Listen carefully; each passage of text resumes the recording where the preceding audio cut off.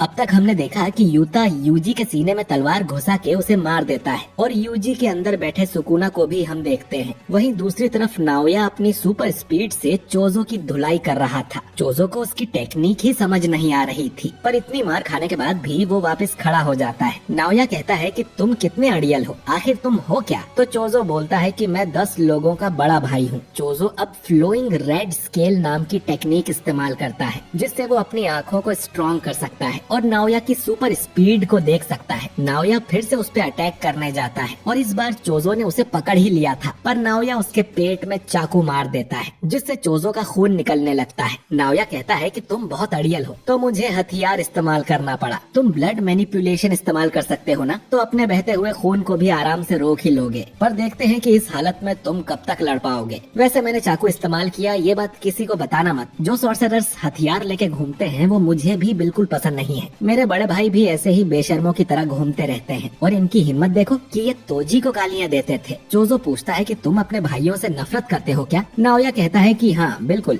बड़ा भाई जो छोटे भाई से भी कमजोर हो उसे तो डूब के मर जाना चाहिए। चोजो बोलता है कि हो सकता है कि उन बड़े भाइयों की वजह से ही आज तुम इतने पावरफुल हो। एक बड़ा भाई अपने छोटे भाइयों के लिए रोल मॉडल होता है। अगर वो किसी गलत रास्ते पे जाता है तो वो छोटे भाइयों को उस पे जाने से रोकता है। अगर वो किसी सही रास्ते पे जाता है तो छोटे भाई उसे फॉलो करते हैं। हो सकता है तुम इतने स्ट्रॉन्ग इसलिए हो क्योंकि तुम्हारे बड़े भाई कमजोर हैं। तुम पूछते हो कि मैं इतना अड़ियल क्यों हूँ? क्योंकि मेरा कोई रोल मॉडल नहीं है। नाओया की नजर नीचे जाती है कि चोजो का खून तो सब जगह फैल गया था। चोजो आगे कहता है कि भले ही मैं कितनी भी गलतियाँ करूँ, मुझे अपने भाइयों से आगे रहना पड़ता है, इसीलिए मैं इतना स्ट्रॉन्ग हूँ। तभी यहाँ पर खून की बाढ़ आ जाती है। नाओया को समझ नहीं आता कि इतना खून बहने पर भी चोजो जिंदा कैसे है। उसे पता ही नहीं है कि चोजो एक डेथ पेंटिंग बूम है, जो कि कर्स और इंसान के बीच के हाइब्रिड्स होते हैं और ये अपनी कर्स एनर्जी को ब्लड में बदल सकते हैं। जब तक इनके पास कर्स एनर्जी है ये खून बहने से नहीं मरते। नाओया चोजो के ब्लड से किसी तरह भागता रहता है, लेकिन अचानक ही उसके पैर जमीन से चिपक जाते हैं। जमीन में पड़ा खून ग्लू की तरह उसे चिपका देता है और फिर चोजो उस पे पियर्सिंग ब्लड से अटैक करने लगता है। नाओया के पास भी असल में अपने फादर वाली 24 FPS टेक्निक है, जिसमें वो 1 सेकंड के अंदर 24 मूव्स कर सकता है। लेकिन उसे पता नहीं था कि चोजो के पास सुपरनोवा टेक्निक है, जो उसने 150 सालों की मेहनत से बनाई है। इसमें वो टारगेट पर हर तरफ से अटैक कर सकता है। नाओया भी इसकी चपेट में आ जाता है। चोजो अब नाओया को जान से मारने ही वाला था, पर अचानक ही यूता उसके पीछे से आता है और एक मुक्का मार के उसे सुला देता है। वो अपने साथ यूजी की बॉडी भी लाया था। नाओया को उल्टी होने लगती है क्योंकि चोजो कोई इंसान नहीं है, तो उसका ब्लड नाओया के लिए पॉइजन का काम कर रहा था। यूता बोलता है कि मैं तुम्हें ठीक कर सकता हूँ, मेरी रिवर्स कर्स्ड टेक्निक से मैं दूसरे लोगों को भी हील कर सकता हूँ, लेकिन बदले में तुम्हें खुद हायर अप्स को जाके बताना होगा कि मैंने यूजी को मार दिया है। इसके बाद हम यूजी का एक विजन देखते हैं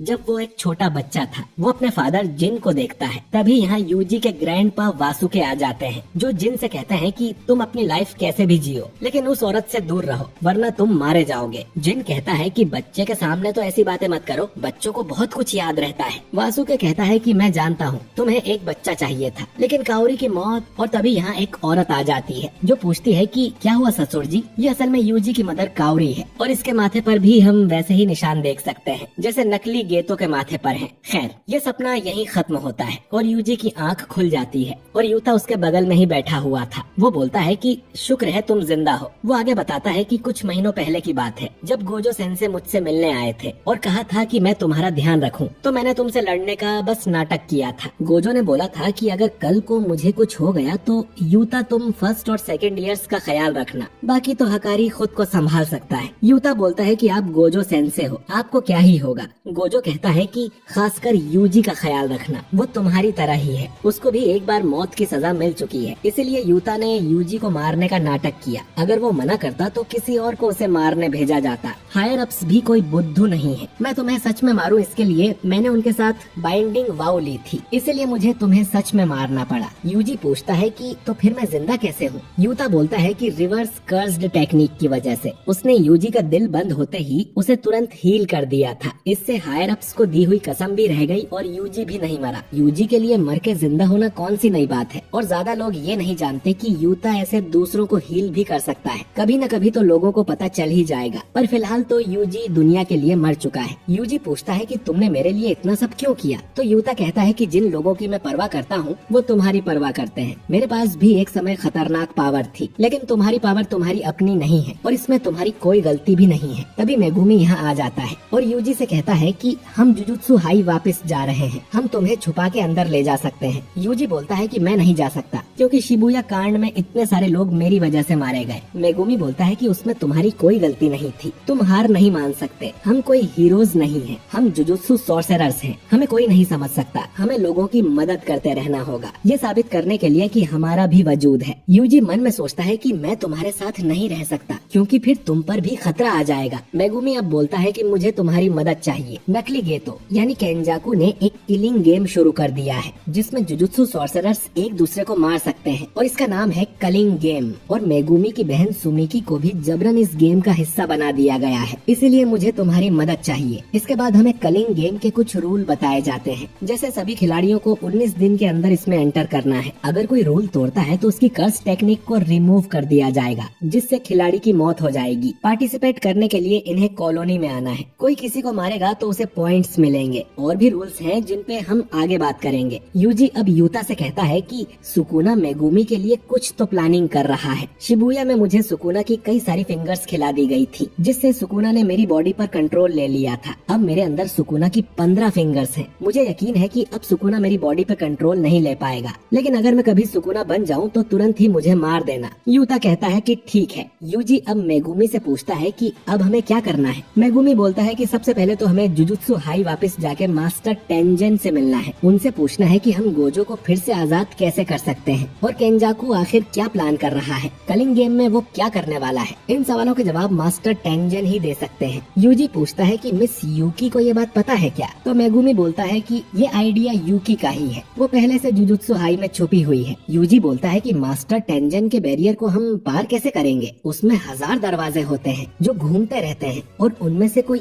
एक ही टॉम ऑफ स्टार कॉरिडोर तक लेके जाता है जहाँ मास्टर टेंजन रहते हैं। अगर हम सही दरवाजा नहीं चुनेंगे तो टेंजन से भी नहीं मिल पाएंगे। अब यूजी मेगुमी से पूछता है कि नोबारा का क्या हुआ, वो ठीक है कि नहीं? मेगुमी कुछ नहीं बोलता और अपना सिर झुका लेता है, यानी नोबारा अब इस दुनिया में नहीं है, जो सुन यूजी को बहुत बुरा लगता है। तभी चोजो यहाँ आके बोलता है कि उस बैरियर में घुसने का रास्ता मैं बता सकता हूँ। माहितो ने एक बार वहाँ से डेथ पेंटिंग्स और सुकुना की फिंगर चुराई थी, हम भी वही करेंगे। ये लोग अब जुजुत्सु हाई में आ जाते हैं जहाँ इन्हें माकी मिलती है, जो कि अब बिल्कुल ही अलग दिख रही थी क्योंकि शिबुया कांड में जोगो ने उसे जला दिया था। हेवनली रेस्ट्रिक्शन की वजह से उसकी बॉडी तो ठीक हो गई, लेकिन निशान रह गए हैं। यूकी भी यही थी। चोजो अब इन्हें बताता है कि स्टार कॉरिडोर के रास्ते में एक तिजोरी है जिसमें जुजुत्सु हाई अपने कर्स्ड टूल्स और बाकी ऑब्जेक्ट्स को रखता है। उस तिजोरी में चोजो के 6 भाइयों की डेथ पेंटिंग्स रखी हुई हैं और अपनी टेक्निक से चोजो उनकी लोकेशन सेंस कर सकता है। माकी बोलती है कि वो सब ठीक है, पर ये आदमी है कौन? यूजी बोलता है कि अभी के लिए ये समझ लो कि ये मेरा भाई है। जो सुन चोजो को बहुत खुशी होती है। चोजो अब इन्हें सही दरवाजा बताता है जिससे ये लोग स्टार कॉरिडोर पहुंच जाते हैं। चोजो को यहाँ तिजोरी तक जाने का रास्ता भी दिखाई देता है और वो बोलता है कि मैं अपने भाइयों को जल्द ही यहाँ से आजाद करूंगा। इन लोगों को एक जगह पर खून के निशान भी मिलते हैं। ये वही जगह है जहाँ तोजी ने रिको को गोली मारी थी। यूकी बताती है कि 12 साल पहले यहाँ एक कांड हुआ था और कह सकते हैं कि सारी गड़बड़ी वहीं से शुरू हुई थी। ये सब मेन हॉल में जाते हैं, लेकिन वहाँ रोशनी के अलावा और कुछ नहीं था। यूकी बताती है कि टेंजन की मर्जी होती है तभी वो दूसरों को दिखता है। गोजो सील हो गया तो उसे लगा था कि टेंजन उनसे मिलना चाहेगा। ये लोग अब वापस मुड़ के जाने लगते हैं, पर तभी टेंजन इन्हें आवाज लगाता है कि कैसे हो तुम लोग? जेनिन घराने के बच्चे यानी माकी, मिचिजेन के खून यानी यूता,